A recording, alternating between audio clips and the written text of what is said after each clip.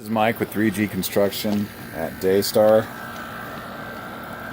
There was some water coming in the basement, and so what I did is I went in there to look first and just kind of see how much water it was, and it's pretty comparable to what happened last year. So what we have is basically the water is building up in this window well. Sorry, I'm trying to do some other things here.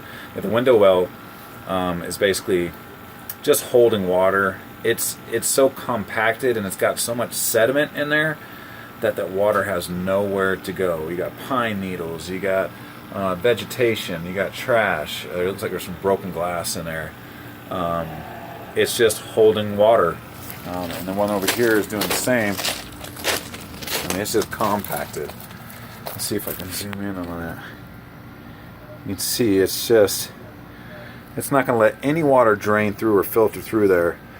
So what I would recommend, at minimum, is to get these window wells serviced. And what that service would consist of is taking all that crap out, which would be the existing rock, the leaves, the pine needles, the glass, all the stuff I just mentioned, and basically digging out the back to where it's got positive drainage.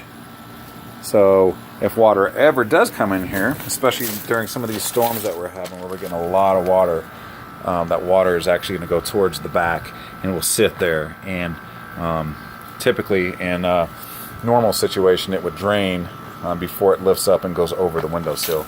I don't know if you can, or through the windows, if you can see through the window, you can see all the sediment on the windowsill.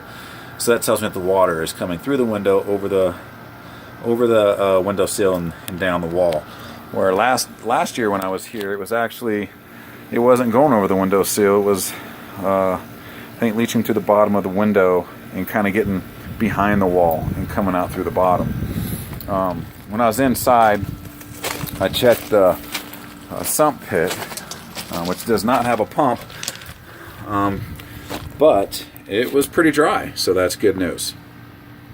And that is about right in here. You can't really see it, but that's where the sump pit is. So it was dry. That part's good.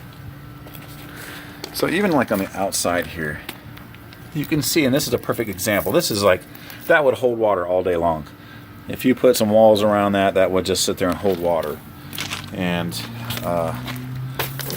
it needs to be serviced. So service the inside of the window wells, and then also if you want some extra protection, I would highly recommend that, since it's just one side here and this is the problemed area, and you also got sprinklers here on this side, is to this downspout right here is to add some tubing on there to an extension. This metal one looks like it's seen the last of its days. It's in pretty bad shape. We extend this out so we can keep that water draining from the roof away from the house. But what I was saying is if you can see that low spot right there, right next to the window, so right over in that corner there, right here, water is just going to collect there, and it's going to want to come down the side of the window wells and fill up the inside of the window well, and also carry some of that sediment from up top to the bottom. Typically what we do is when we remove all that trash, we'll, like I said, put the grate on there, put some landscaping fabric, and then put the clean rock back on top, and that fabric kind of helps the sediment from coming back up, and it kind of keeps it clean. These things got to be maintained. Every year is what I recommend, that they're at least looked at and the trash is cleaned, and you're always kind of keeping an eye on it, especially here in Colorado where we get spurts of rain that can be pretty heavy at times.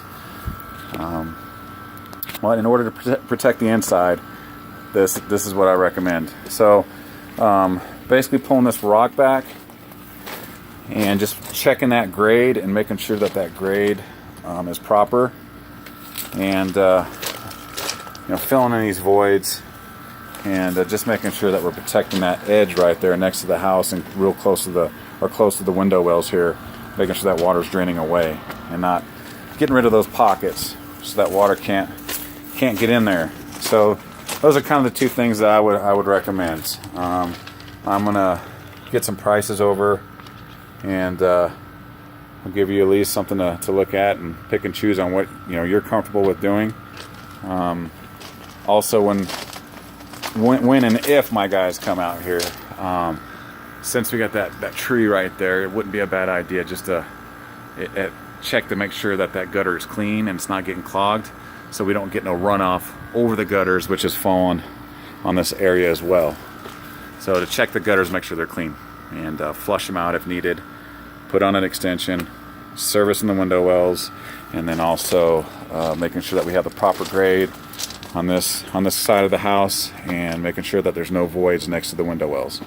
That's what I recommend. On the inside, there's water in the carpet. I don't think that pad can be salvaged. So it looks like the tenants kind of took it on themselves to extract some water from the carpets. But we'd recommend pulling that carpet back, getting rid of the pad, drying out the carpet,